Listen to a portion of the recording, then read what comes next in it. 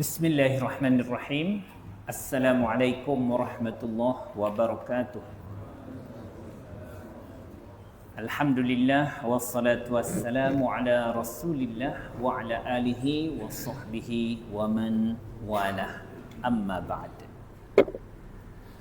Kita sambung tilawah, faham dan tadabbur. Ayat yang ke-127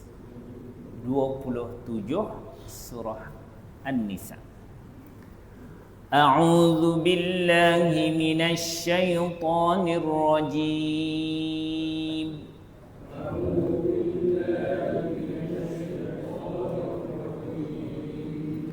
Wa yastaftunaka fin nisa.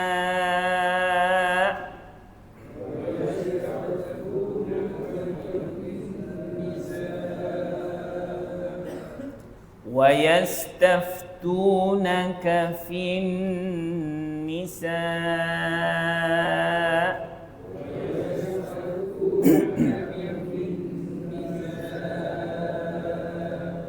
قل الله يفتيكم فيهن وما يتلى عليكم في الكتاب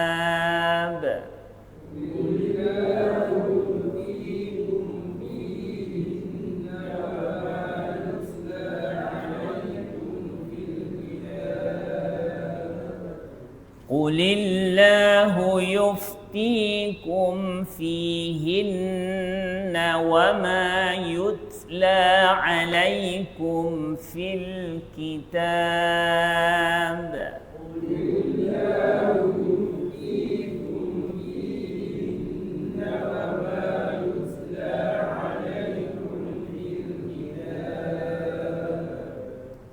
وما يتلى عليكم في الكتاب في يتامى النساء اللاتي لا تؤتونهن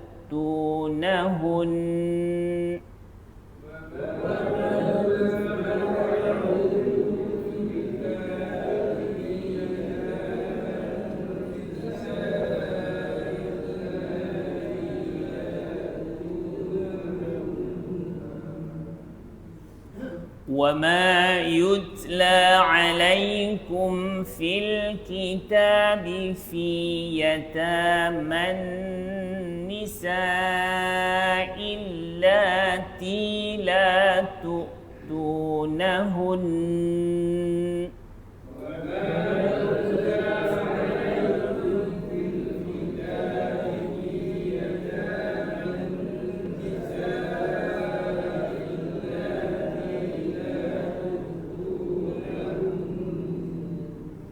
اللاتي لا تؤتونهن ما كتب لهن وترغبون أن تنكحوهن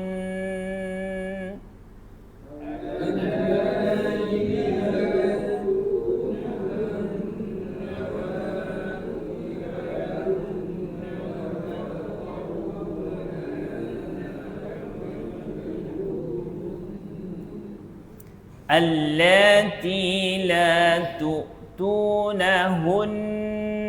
ما كتب لهن وترغبون أن تنكحوهن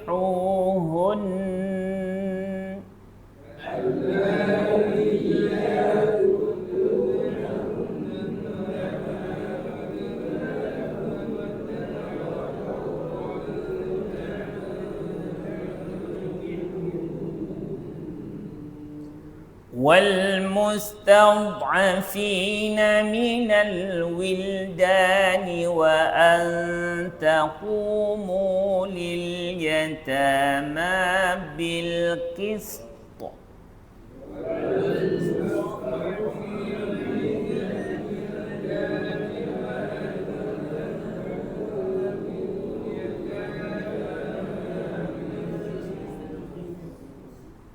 بالقسط والمستضعفين من الولدان وأن تقوموا لليتامى بالقسط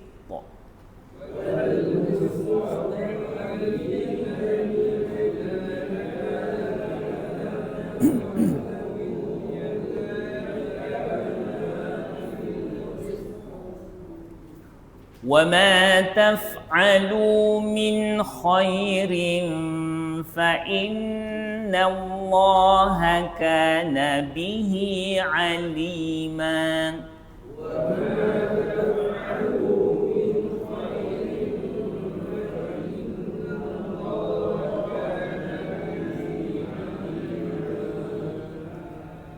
وما تفعلوا من خير فإن الله كان به عليما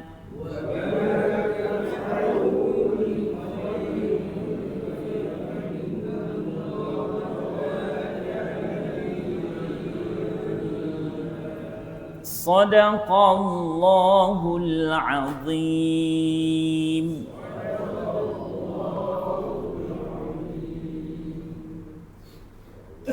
Wayastaftunaka. Ada 3 perkataan. Wa maknanya dan, yastaftuna mereka, iaitu para sahabat meminta. Meminta apa? Fatwa. Kepada engkau wahai Nabi sallallahu alaihi wasallam fin nisa, tentang orang-orang perempuan.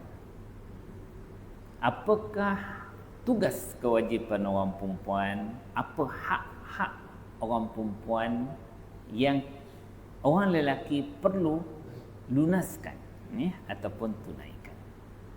Jadi para sahabat ini bertanya tentang orang perempuan. Orang perempuan ni sebelum datangnya Islam ini tidak mendapat tempat lah, tidak dapat hak.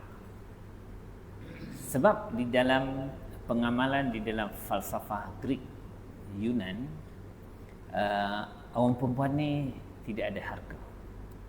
Dibincangkan orang perempuan ni dia barang ke binatang. Itu je status dia. Sama ada barang boleh dijual, boleh dipindah milik, ataupun dia tu binatang. Binatang ni untuk memuaskan nafsu. Maka orang perempuan ni sampailah berlarutan kepada terlantiknya Nabi SAW menjadi Rasul. Orang perempuan ni tidak ada satu hak yang sepatutnya mereka dapat. Mana yang sebenarnya yang mengambil berat membela hak orang perempuan ni adalah Al-Quran. Jadi orang perempuan sepatutnya tak payah dah nak buat persatuan membela hak perempuan. Tak payah. Kadang-kadang melampau-lampau sehingga mengkritik Al-Quran yang kononnya memberi harta pusaka lebih kepada lelaki. Ini sistem in Islam, dia mencari ruang untuk mengkritik apa yang ada dalam hukum agama ni. Sedangkan mereka ini tidak faham sejarah bagaimana Allah Subhanahu Wa Taala meninggikan martabat orang perempuan ini, membela khususnya golongan perempuan-perempuan yang lemah, khususnya pada anak-anak yatim, pada janda dan sebagainya. Jadi yang sebenarnya Barat memperjuangkan hak-hak pembebasan wanita pada abad yang ke-19. Sebenarnya Allah Subhanahu Wa Taala telah mengangkat martabat wanita ini di dalam Quran lebih 1400 tahun sebelum mereka melihat perkara itu. Jadi antara keprihatinan para sahabat itu ialah mereka ingin satu penjelasan yang tuntas daripada Al-Quran, daripada Allah Subhanahu Wa Taala, apa hak-hak orang perempuan. Hak itu ada dua, satu hak yang dia kena lakukan dan satu hak yang dia perlu diberikan untuk dia. Maka bila para sahabat bertanya itu, Allah suruh Nabi menjawab. Qul, katakanlah oleh engkau wahai Nabi Muhammad sallallahu alaihi wasallam akan kenyataan ini. Apa penyataan dia? Allahu yuftikum. Allah memberi fatwa, iaitu menjelaskan kepada kamu fihinna, pada hinna. Mana hinna? Mereka lelaki ke perempuan? Perempuan. Hinna, kena ingat dhamir tu. Kalau mereka lelaki, him, fihim. Ini khusus untuk perempuan, fihinna. Maknanya Allah menjelaskan hukum hakamnya kepada kamu, wahai orang beriman, wahai manusia semua, berkenaan dengan mereka, iaitu orang-orang perempuan ini. Wama, dan apa yang yutla alaikum, dibacakan kepada kamu fil kitab, di dalam kitab Al-Quran, yang dimaksudkan kata para ulama tafsir sudah dijelaskan pada awal surah An-Nisa ayat yang ketiga. Ya. Maknanya dalam ayat 3 surah An-Nisa sudah dijelaskan tentang hak-hak orang perempuan ini, di mana orang-orang perempuan khususnya golongannya lemah dari kalangan anak yatim ini telah dinyatakan haknya oleh Allah Subhanahu Wa Taala. Di mana orang dulu dahlah orang perempuan ini selalu tidak diberikan haknya. Tetapi pada zaman jahiliah mereka mengambil satu lagi kesempatan, iaitu pada anak yatim perempuan. Dia tak ada bapa dia, maka kesempatan itu diambil oleh waris-waris mereka ini, sepupu saudara mara dia, untuk pegang harta anak yatim ni. Sebab itu ada satu pembelaan khas terhadap anak yatim ni sangat besar dan sangat sensitif pengurusannya, yang diatur oleh Islam. Tetapi pada zaman jahiliah, kalau anak yatim tu perempuan, lagilah mereka ini teraniaya. Pertama, duitnya dipegang oleh waris. Jadi di kalangan waris yang memegang ni, dia orang tengok supaya pertama, harta anak yatim ni tidak beralih kepada orang lain. Macam mana nak buat? Dia pun mengahwini secara paksa, bukan sebab nak anak yatim ni, tetapi dia mengahwini anak yatim ni untuk mendapatkan harta. Kemudian sepatutnya perempuan yang dikahwini mendapat hak mahar yang diberikan, dia bagi sikit, dia tak bagi penuh, untuk mengawal duit itu sendiri. Jadi di sini merupakan satu penganiayaan daripada orang lelaki, waris-waris tadi, untuk mendapatkan harta yang banyak ada pada anak yatim itu, dia kahwini. Dengan itu harta itu terkumpul kat dia, dan dia berkahwin dalam keadaan dia tak dapat hak mahar dia, dalam keadaan perempuan itu dikahwini bukan untuk dikahwini dengan sepenuhnya, tetapi adalah untuk mendapatkan harta. Ini pembelaan ini telah disebut oleh Allah Subhanahu Wa Taala pada ayat yang ketiga surah An-Nisa. Jadi disebut di sini, iaitu fi yataman nisa'i, pada anak-anak yatim dari kalangan orang-orang perempuan. Anak-anak yatim perempuanlah fi yataman nisa. Allati yang la tu'tunahunna, kamu tidak memberi kepada mereka hak mereka, iaitu ma kutiba lahunna, apa yang ditetapkan untuk mereka. Jadi kamu tak bagi, harta tu kamu pegang.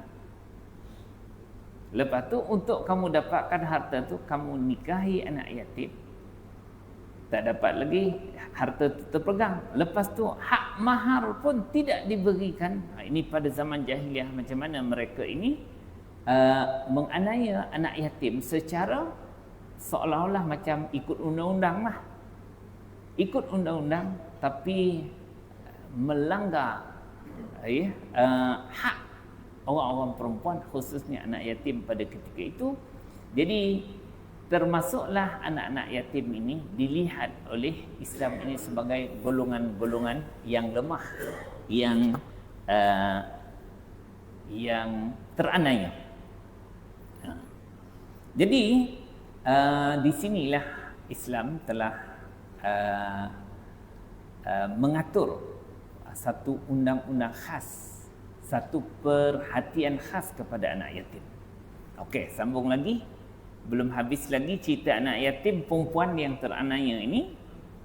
Wa targhabuna, dan kamu ingin antankihuhunna, untuk menikahi mereka itu. Itu yang seperti yang saya cerita tadi lah. Untuk memastikan harta itu tidak pergi ke lain, dia pun ingin menikahi, bukan untuk menikah hasrat betulnya, tetapi adalah untuk mengawal supaya harta itu berpindah kepada milik dia. Sebab isteri dia itu, dia akan jadi isteri dia. Jadi tuan-tuan dan puan-puan, di sini diajar kepada kita pengajaran besar sebenarnya. Ini contoh yang berlaku pada zaman jahiliyah, di mana mereka ni mengambil kesempatan pada golongan-golongan yang lemah. Jadi di sini kita tak boleh. Kita kena ikhlaskan hati, kena tanya hati kita, melihat golongan lemah itu adalah untuk dibantu, bukan untuk diambil kesempatan supaya kita boleh dapat apa yang kita nak daripada nafsu dan kepentingan diri kita. Contoh, kalau dia tidak tahu undang-undang, kita pandai undang-undang, kita belit, dan akhirnya kita dapat harta itu dengan cara perundangan yang kita main. Ini menganiaya. Dia tak tahu banyak benda, kita gunakan ketidak ada pengetahuan mereka itu untuk kita memenuhi kehendak dan kepentingan diri kita. Kita tengoklah kes ni. Sebab itu ni yang sebenarnya kata para ulama, yang sebenarnya orang yang selalu bertanya, minta ni ada dua lah. Satu memang betul-betul nak ikut hukum Allah, dan satu lagi dia nak mencari hilah, di mana dia boleh masuk daripada hukum tersebut. Ramai orang boleh membelit berdasarkan kepada undang-undang, akhirnya berpindah milik harta tersebut untuk diri dia sendiri.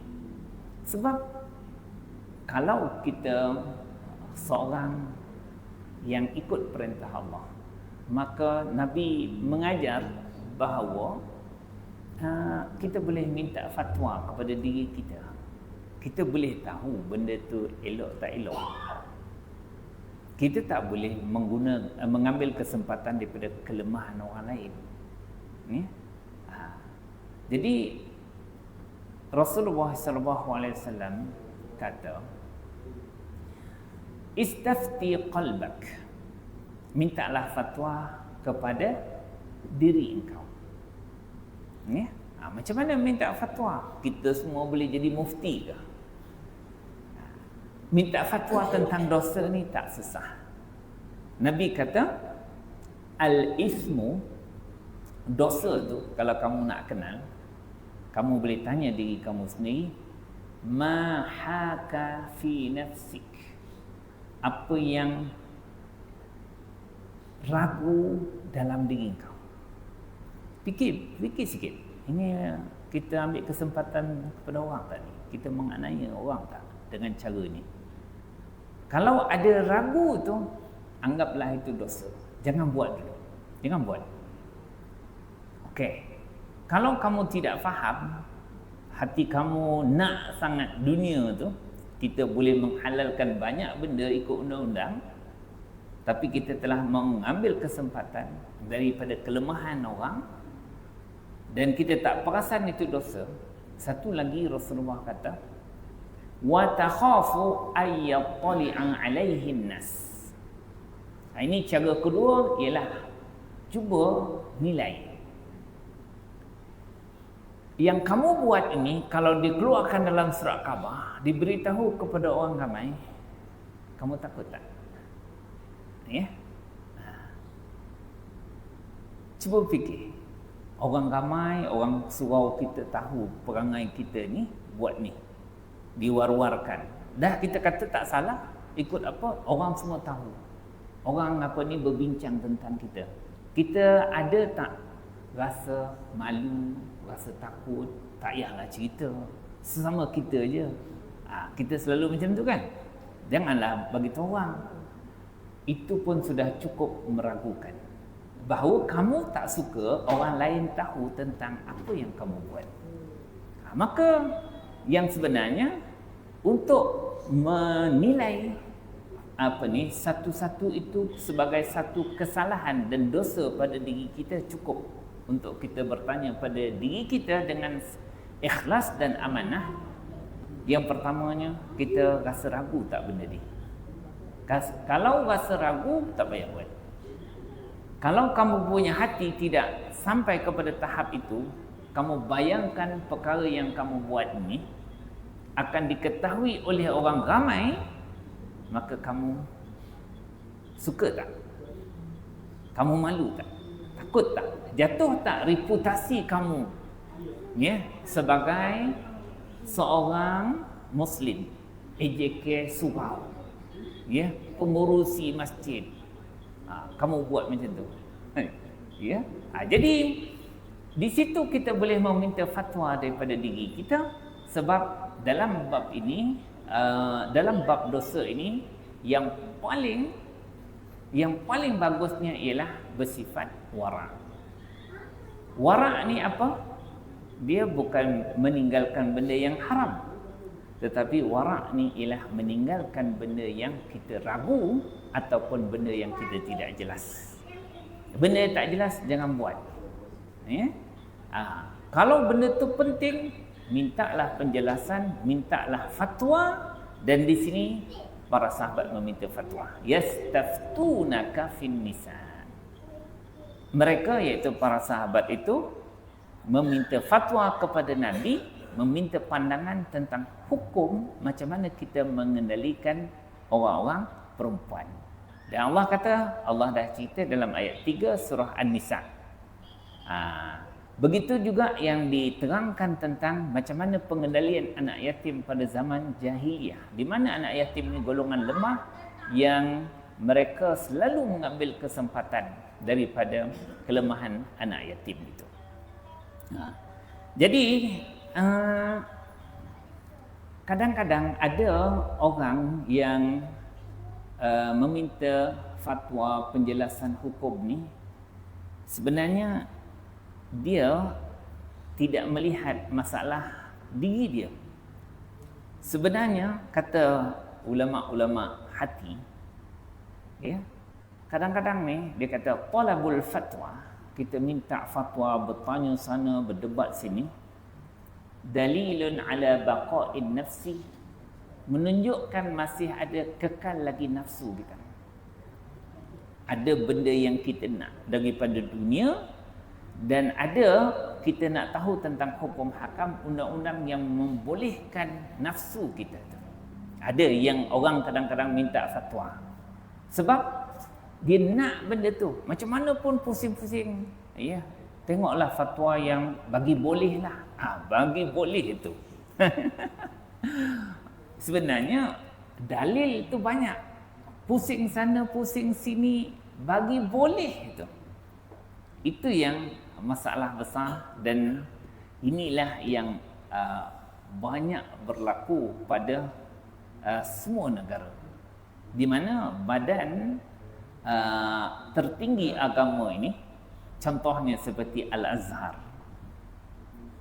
dia ada mufti, dan atas pada mufti itu ada dipanggil Syekhul Azhar, di mana itu adalah rujukan tertinggi untuk agama di negara Mesir. Contohnya cerita negara orang sedap sikit, ya?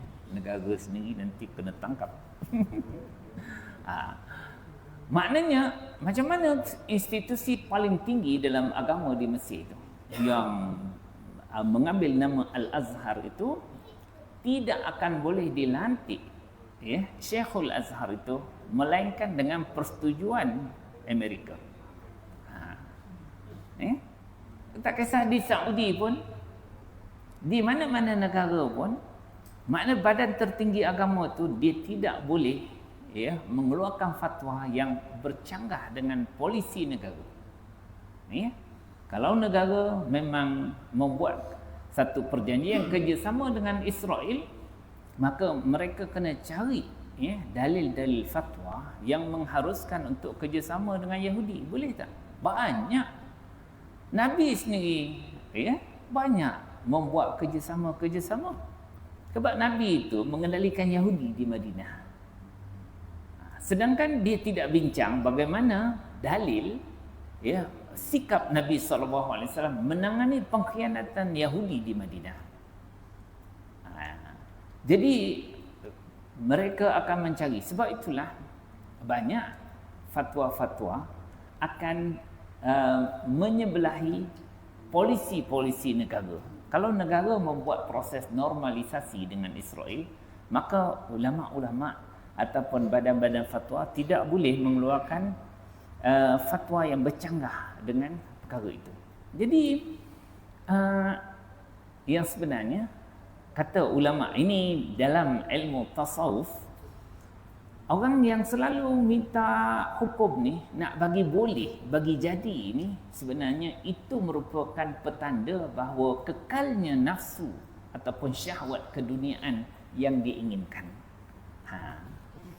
Jadi yang lebih besar bagi kita yang nak meminta hukum apa semua ni, ialah apa dia?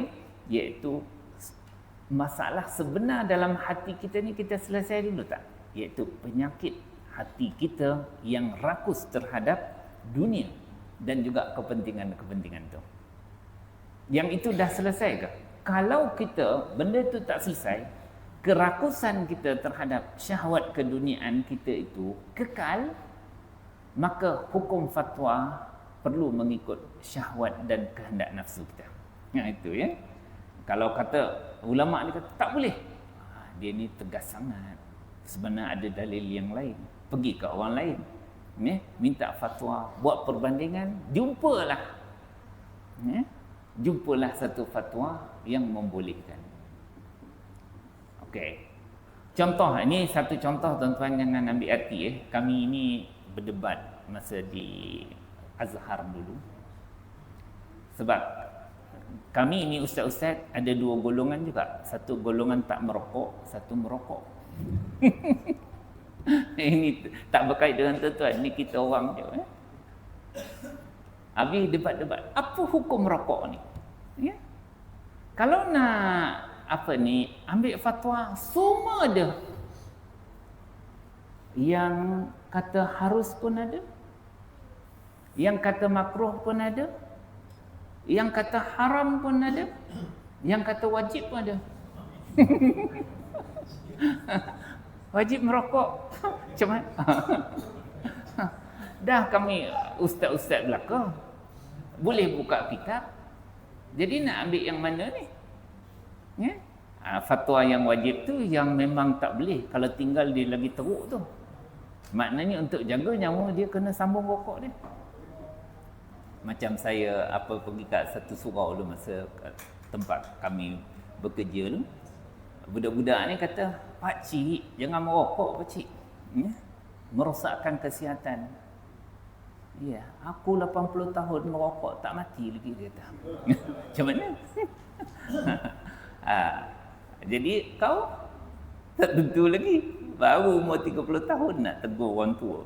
Masing-masing bergurau lah. Jadi dalam kami punya perbahasan itu, akhirnya ustaz-ustaz kami, kawan kami yang merokok ni mengambil fatwa macam mana. Akhirnya dia kata ada fatwa daripada seorang ulama di India, mazhab Imam Syafi'i. Dia nak sampai ke India. India ni susah nak cari mazhab Syafi'i. Purata majoriti yang mazhab di India Hanafi, ya, ataupun yang mengikut Al-Quran, As-Sunnah tu. Tapi bila dia cari cungkir-cungkir, gali-gali fatwa, dia kata ada satu fatwa daripada seorang alim di India bermazhab Syafi'i bahawa merokok itu harus, dia kata. Ya, dapatlah harus. Yang sebenarnya dalam hukum hakam ini, dengan segala dalil, beratus-ratus ribu hadis, beratus ribu ulama, kita mesti akan dapat pandangan. Tetapi pandangan fatwa itu adalah berdasarkan kepada kepentingan semasa pada ketika itu. Ya? Tetapi dia pukul rata dan akhirnya jumpa. Yang inilah dikatakan, ya, oleh ulama-ulama hati, talabul fatwa dalilun ala baqa'in nafsi.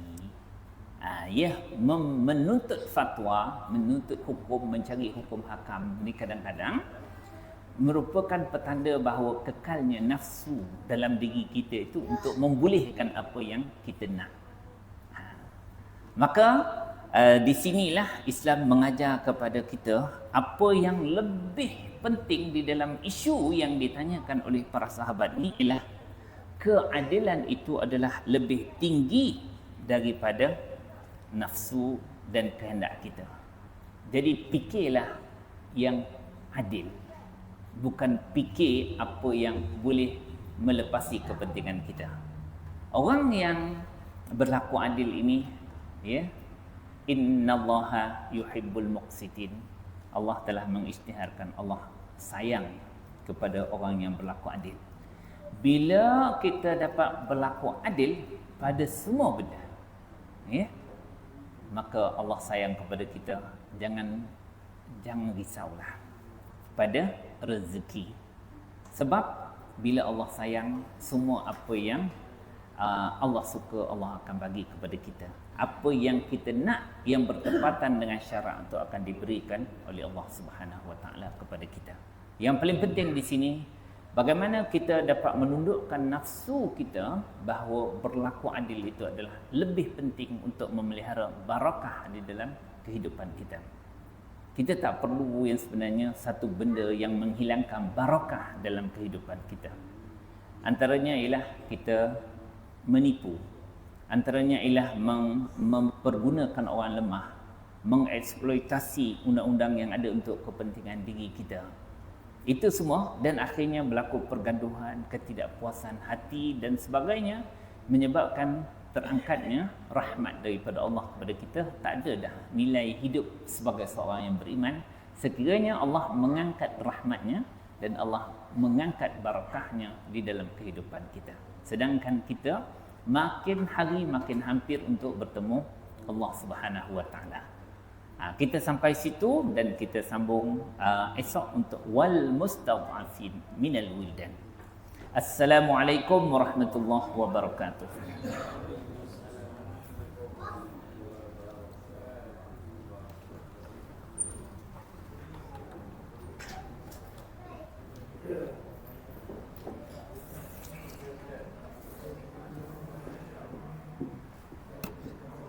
Salam. Tadi Ustaz dengar ada orang buat bising kat belakang. Telefon ni bising. Itulah telefon yang bising. Dia tak bising.